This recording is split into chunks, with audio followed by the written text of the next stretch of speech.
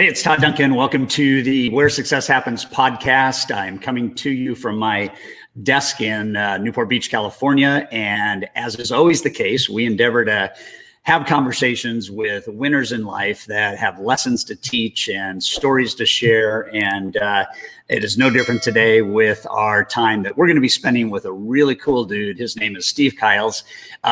Steve's the host and founder of the Loan Officer Leadership Podcast. It's one of the top podcasts in America that loan originators listen to, and very, very good at providing ideas and coaching and shares tools with people to win. I can tell you that his backstory is in real estate. He was a early flipper in his 20s, and that led to a mortgage career that now is spanning 17 years. He's got a huge team.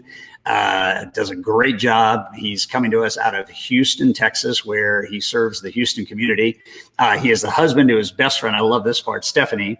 He's the father of three amazing kids, Ethan 10, Lucas 6, and Eliana 3. I hope I said that right. And here's the part I love most. In his spare time, so the one thing we want to learn from Steve is spare time, he tends to the family's farm and their chickens. I can't wait to get into this.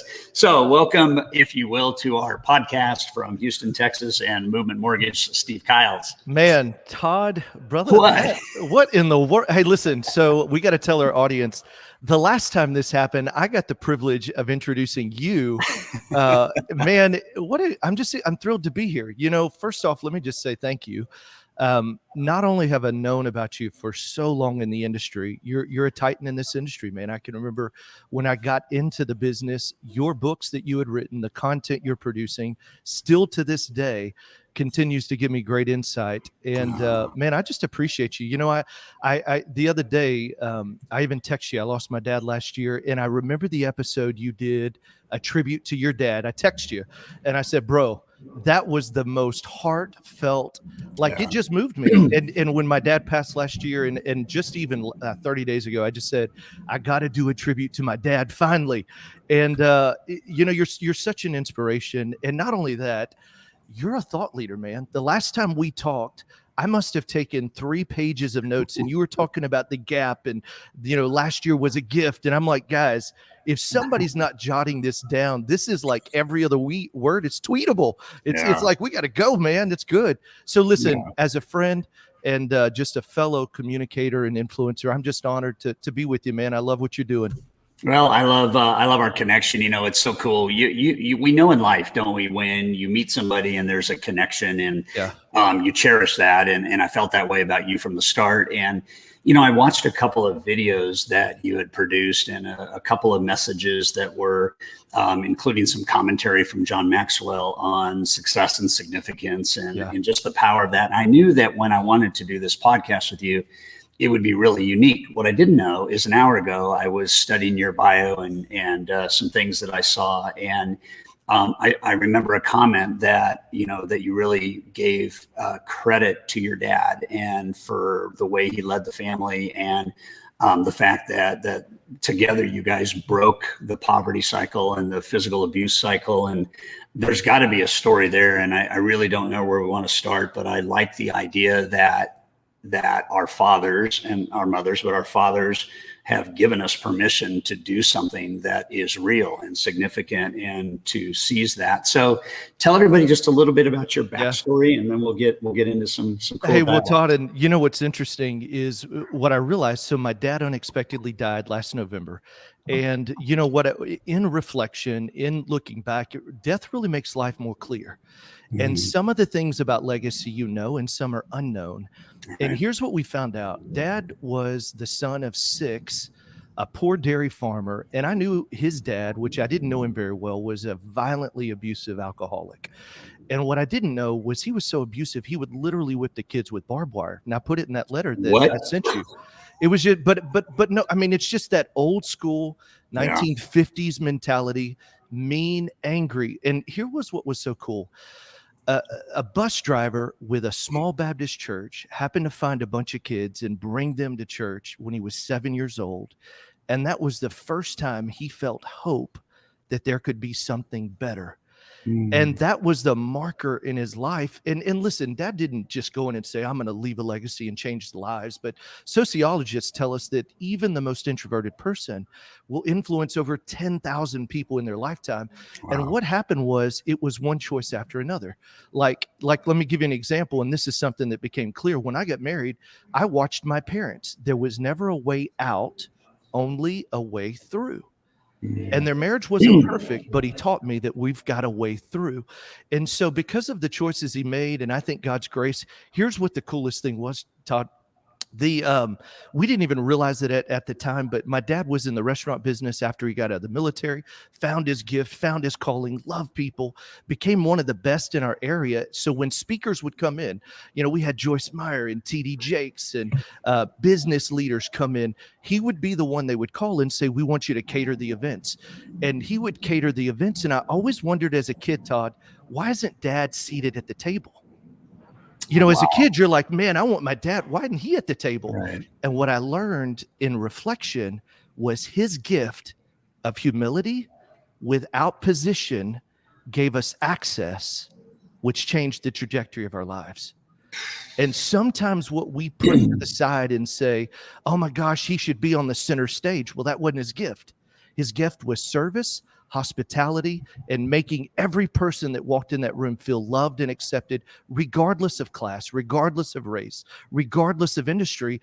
And what we realized was from a small town of refinery workers where the highest aspiration is to go work in a refinery and retire, which my great-grandfather did, my other great-grandfather, and that was the pinnacle.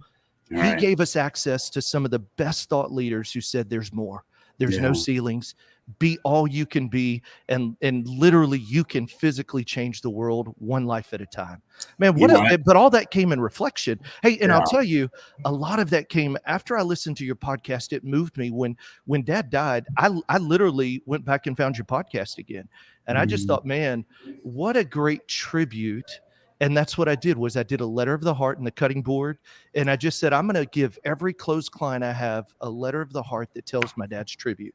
And man, it's a remarkable journey, man. It's fun. Yeah, that's it. Yeah, I know.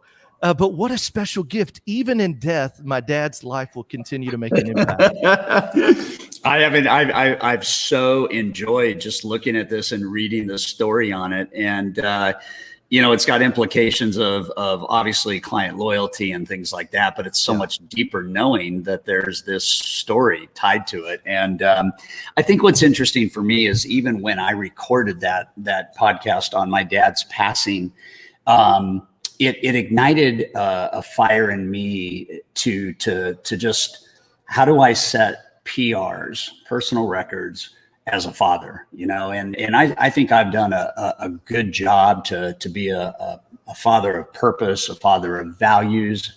My boys are 24 and 22, and it's interesting to see how so much of what I hoped they would hang on to, they apparently have. And we never know as parents that, that things are going to stick, and we hope that it will. But I think even ancient scripture says, just raise up a kid in the way he should go and teach him the right things. And no matter how rocky the journey gets, he will return to those roots. And it sounds like your dad did a great job there with you, and certainly, my dad with me. And I hope that as you dad your 3 and I dad my 2, that, that we have that friendship and that relationship. And it's just, hey, but Todd, you know what, to the listener, and I hear the guy saying, yeah, I didn't start out that way, or it's not that good.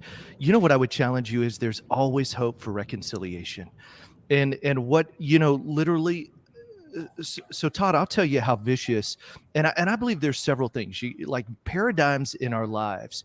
When I started that podcast, the Loan Officer Leadership Podcast, and it was only 2 years ago that we started doing weekly episodes. And, one of the taglines that came out of it is anything worth doing is worth doing badly. Just get started. Yeah. Well, Todd, after Dad died, I processed that. And Jim and I have a twin brother. We were just processing it and saying, what about paradigms?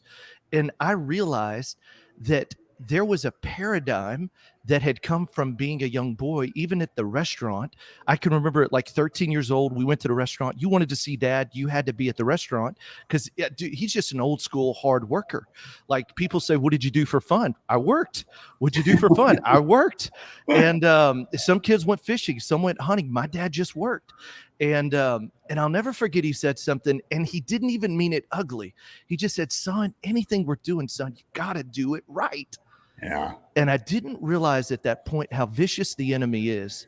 It became a marker in my life that perfection began to paralyze movement. I wasn't moving because I was fearful of it not being perfect. And what's so interesting is I think you may be listening. You may say, man, there have been things that have been said by me and my dad. There have been things that have been done. It's irreconcilable. And I'll tell you, there's never too late. My dad's last 4 years with us was the sweetest time of our lives. And it was 4 years of reconciliation. He moved close, got to know the grandkids. And I cherish those moments because God can heal and restore what the enemy would try to destroy. And even as a dad, I went back to my son and I said, Ethan, I am so sorry, bud. I said, I can see at times you choose, like it's hard for you to make a decision because I've put that pressure on you. God, you got to do it right. Yeah. And what I recognize is I'm sorry for that. And the times I've worked late and the times I haven't showed up. And I just made a choice last November, man, I'm going to show up. That will be the number one. And so if you're struggling or you haven't done it right, it's okay. Today's a new day. Start today. I think that, the thing that just hits me is I was in Miami on Friday and I was speaking to a global audience in a direct selling company. And we were talking about personal innovation, and we were talking about the idea that, that we are all born to become our best version of us. And it's a lifelong journey, right? And I think that the three things that I said about just innovation and growth, as I said, perfection is harmful.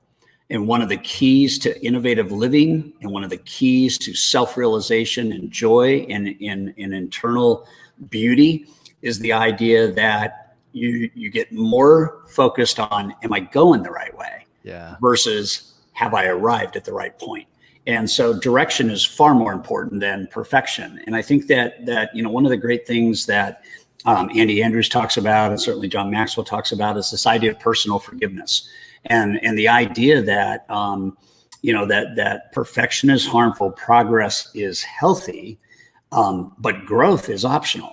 And we have to look at the choices that we make, and we have to understand that we are a miracle as a human being doing, me, you, Steve, any single person watching or listening, you are a miracle. And when you said at the very start of the podcast about going through, I thought immediately about growing through. Yeah. And the only way to go through something that there may be some adversity or there may be some pressure, or there may be some doubt, is to know that you're going to go through it.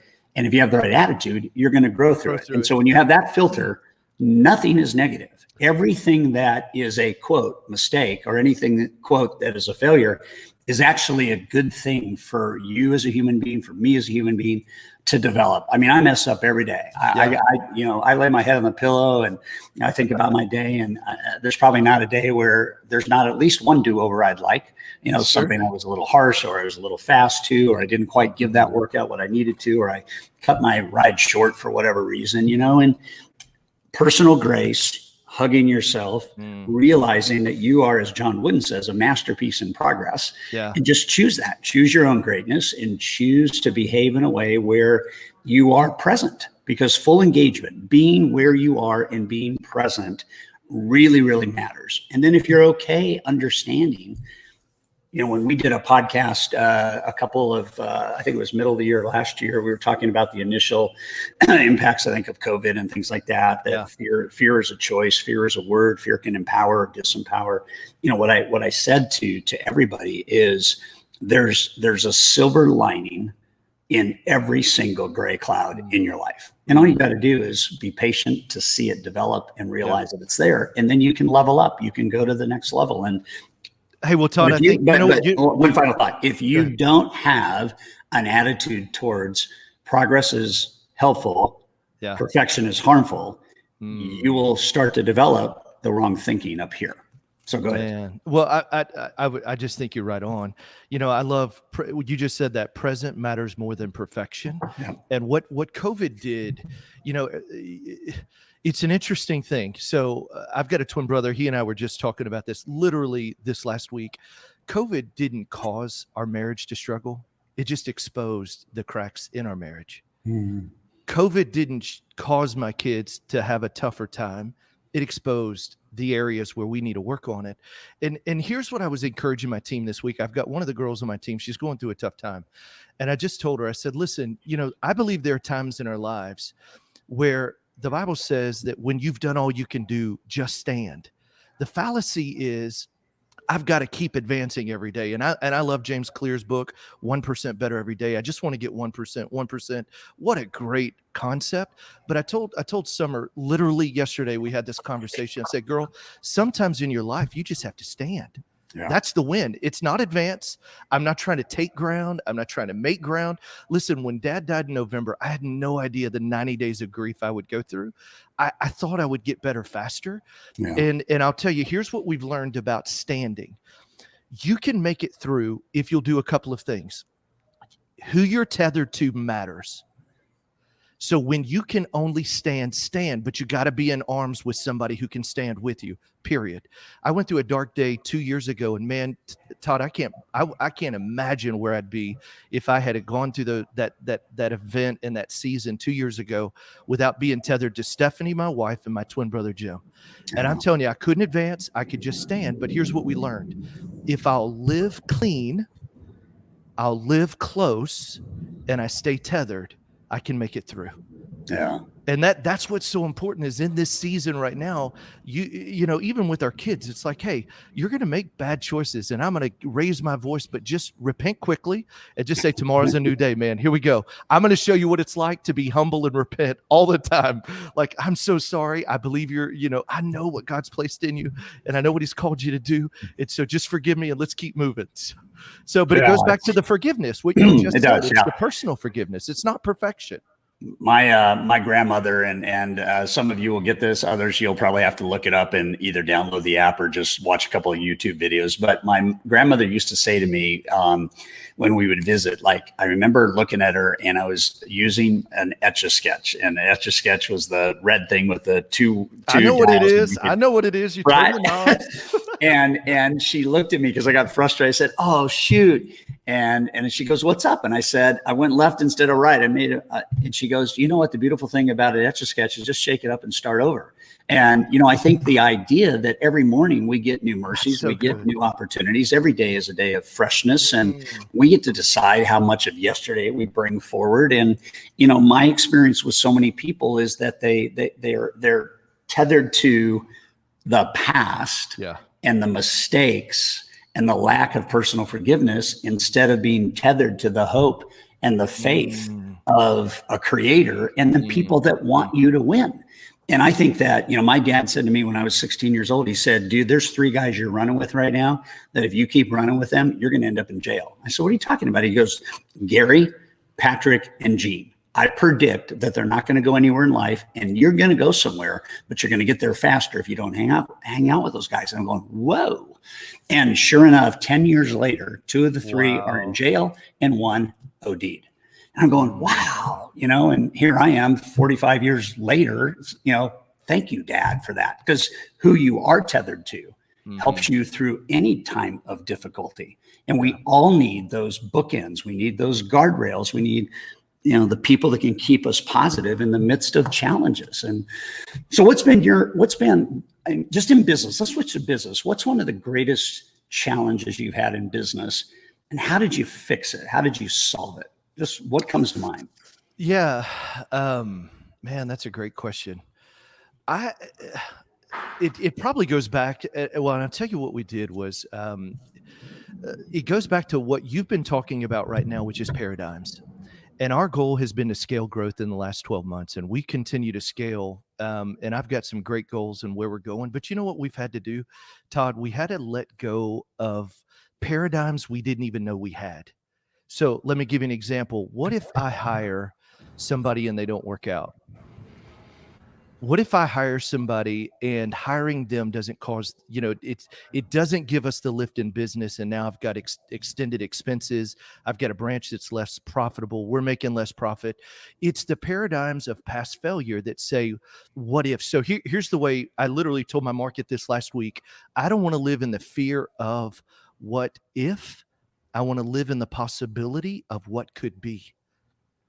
And that has been our greatest struggle, is to overcome those paradigms. And then the second one was this, which I feel like we're getting really good at, which is casting the vision and saying, hey, listen, here's where I believe we can go. Here's why it's important, because we're making a difference in the lives of our clients. It'll make a difference in your life, your family's life, our legacy.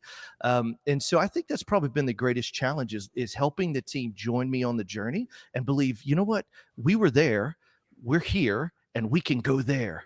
And that's been not only the greatest challenge, but also the greatest opportunity. Because when somebody sees it, Todd, and then you lay out a plan and say, hey, I think we can get here. And it's not about more. Because, if you go to your team and say, hey, can you do more loans? There's a lean of shame. Like, it's not enough. Like, closing 100 million last year wasn't enough, or closing a 250 million last year wasn't enough. But if we can teach our teams to say even more, I wonder if we could do even more, which talks to potential, not shame. Right. And that's been a fun journey. So we're getting better about really trying to pull the potential out of our loan officers and just our teams, and saying, listen, it's never about not enough. It's about, here's the 3 questions I love to ask. How's your effort? Which talks to, am I going to be the hardest worker in the room? How's my attitude? Which, John Maxwell always says, it's the one thing we can control. Yeah. It's my choice. And then here's the last one. How's your effectiveness? Because you may have effort and attitude, but if you're not being effective, that's not profitable. So that means we just got to pivot. And so it's just been fun, man. That's probably been the greatest thing. It's also it's the greatest challenge, but the greatest opportunity for where we're going to continue to grow to. So, yeah, I think it's very interesting to me. And I'm sure, you've seen this too in your 17 years in mortgage and your time in real estate, but it's very clear to me that most people struggle with creating a compelling vision for their life. And it's not that people don't want to set goals. It's not that people don't want to be better. I think far too often people don't realize that one change can change everything, and that we are at a very large degree in charge of our choices. And so even though attitude is critical to moving forward, where is forward? And I remember Jim Rohn telling the Sales Mastery audience, this is 21 years ago. He died about 7 years ago, but I remember him standing in front of 2,000 people in San Diego, and he said, the future is coming, and the single most important decision you need to make is, where will you be when it arrives? And it was just like, wow. And then he added this. He said, how would the person you see yourself being in the future handle the present? And that's a huge filter, because if I see myself being something in the future, then if that is behave differently, and that is rewarding and that is exciting, then I can rest in security. What happens today? But, ancient scriptures tell us that where there's no vision, people perish. And I think that a lot of people are walking dead. I think they're walking around, they're going through the motions. They may or may not be at their full potential. Chances are they're not. And they don't understand that I can actually decide what tomorrow can look like. And to not be so hard on the lines, like this is what tomorrow has to be, but to understand that this idea of flow, and this idea that surprises happen, and this idea that, like, I just got a call yesterday from somebody that I thought 3 years ago I would like to hire into our company. And she was at another company. She's very ingrained, very successful. And I'm just turning it over, right? I'm just saying, if this is right, somehow or another, it's going to work out. Mm-hmm. And we got a call yesterday that, something had happened in her company, which was a blessing to the organization and the owners.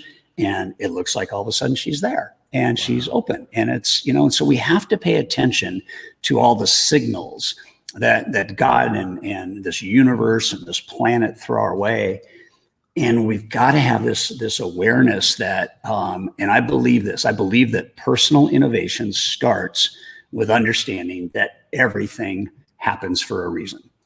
And all you have to do is have a positive outlook on the reasons to see the opportunities. So I have a life coach, and she said, her name is Dr. K, and she said, every single day, every human being gets presented with moments. They can be dozens, they can be hundreds, but they're moments, right? And they're pivot, decision times, they're things that happen. And she said the key is not whether or not the moment exists or not.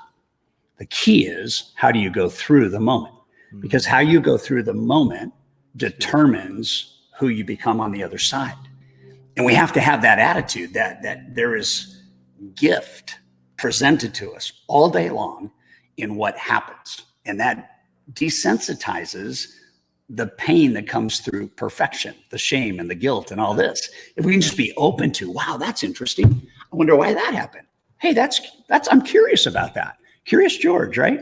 I'm curious about that. Why did that happen? There's so much opportunity, but we have to have the right mindset to see it. I think that's what we're talking about when we talk about vision. Yeah. Well, and what about the guy? What would you say to the person who says, I'm kind of stuck? It's, I don't know what I can see. How would you help that guy out? How would you help that girl out who says, I'm just in a season I don't see? I would almost say it like this. I wonder if you could find borrowed vision to get out of a season. I don't think vision always has to come from within. Sometimes I think you can borrow vision to move. And so, how would you help them, Todd? What would you say? Somebody who says, I just feel like I'm going through the motion. I hear what you're saying. Man, it's great. But what's a real practical step? What would you tell them? I ask a question. I don't tell them anything. I love asking the question of, okay, so tomorrow could be great. Yeah. Tomorrow could be hard, and tomorrow could be challenging, but tomorrow is going to happen. What's important to you about tomorrow? And I think that if you get back to habit stacking, if you get back to atomic habits, if you get back to all the study on habits, there's this powerful quote that came out of Harvard University. And there was a psychologist there by the name of Dr. Jerome Butler. And he said, you are more likely to act your way into feeling than you are to feel your way into acting. 100%. And so the decision, and what I would say is take a step, just take a step. Because we know that a step in the right direction is more positive than being stuck where you are. And a good step can lead to another step, which can lead to another step. And I simply call them micro victories. What I would say to anybody is, what kind of victory do you need to have to feel that you can get on your way and start moving forward? And let's make that happen. Like what would happen?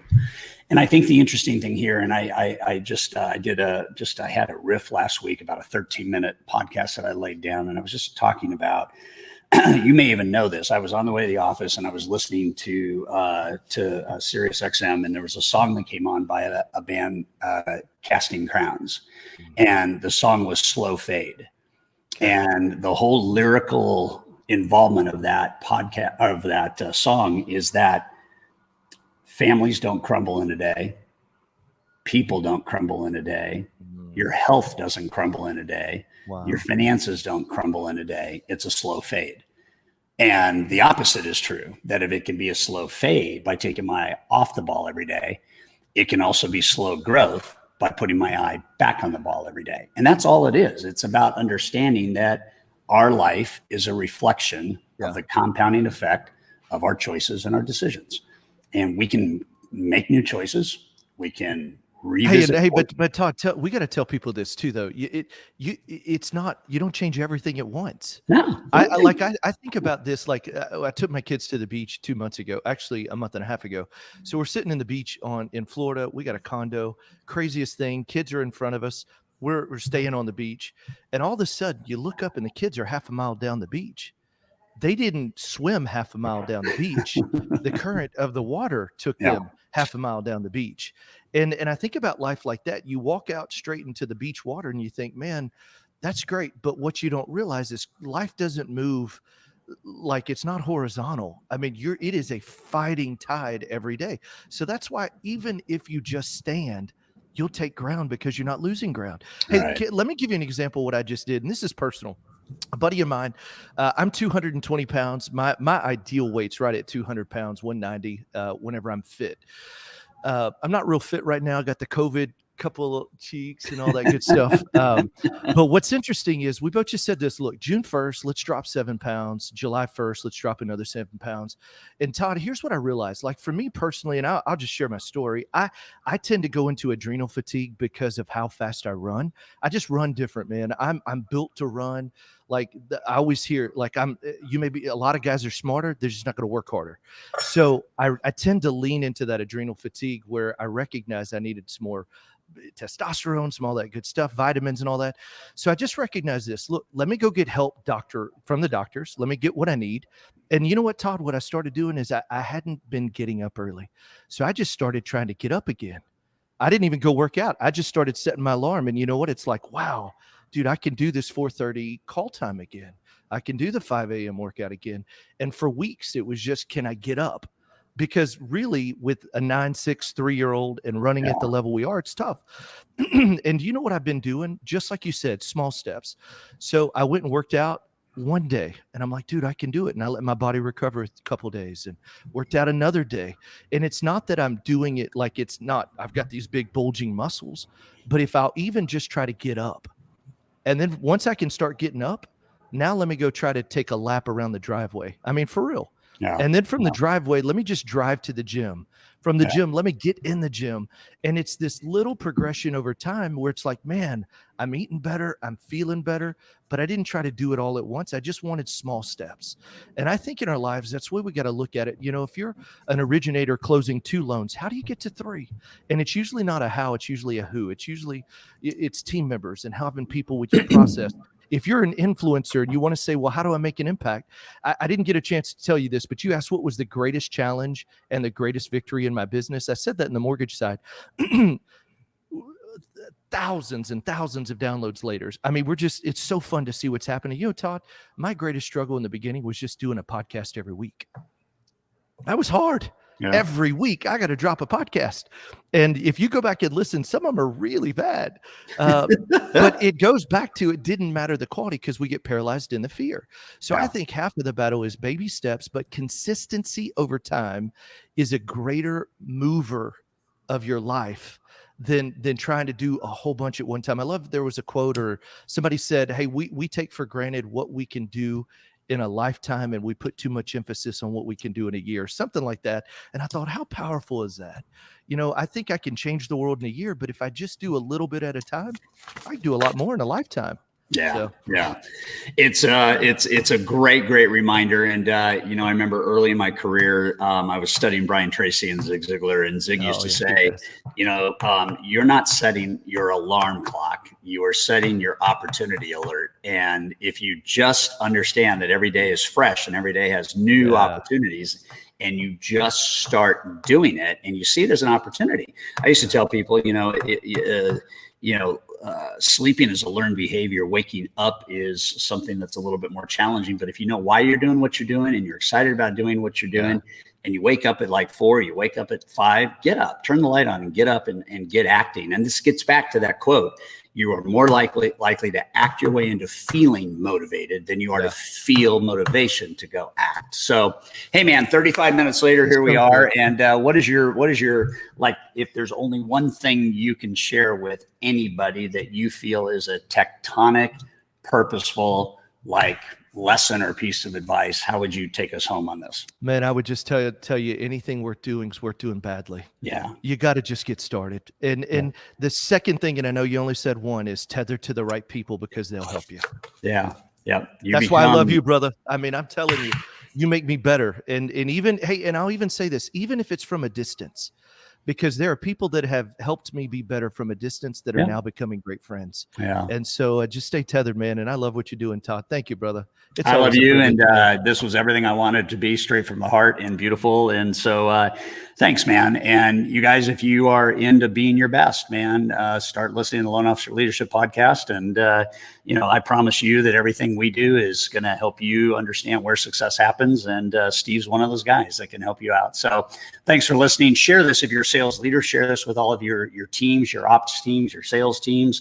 Man, if you got people and friends that are experiencing hardship, share this with them. It's 30 minutes of just from the heart kind of stuff. And Steve Kyles, you're amazing. It's a gift to call you friend. Appreciate it, man. The feeling is mutual. Love you, brother. All right, guys, take care. See ya.